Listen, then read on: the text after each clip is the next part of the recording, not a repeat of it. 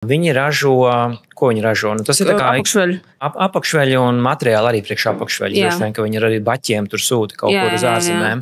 Ļoti čakarīgs biznes. Tev uzdāvina šo rūpnīcu rītdien.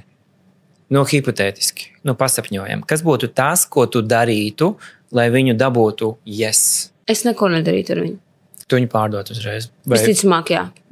Darbspēks ir ļoti dārgs. Auduma iepirkšana arī. Un produkta izmaksa galu galā beigās būs ļoti dārga. Tā iemesla dēļ mēs arī ražojam Itālijā. Tur ir lētāks darbspēks un kvalitāte. Tur viņiem viss ir noslīpēts.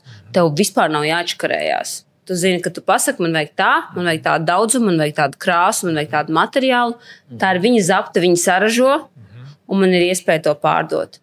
Vai tas, ka tu iegūsti 1 vai 2 eiro no produkta, ir tā čakara vērts? Nē.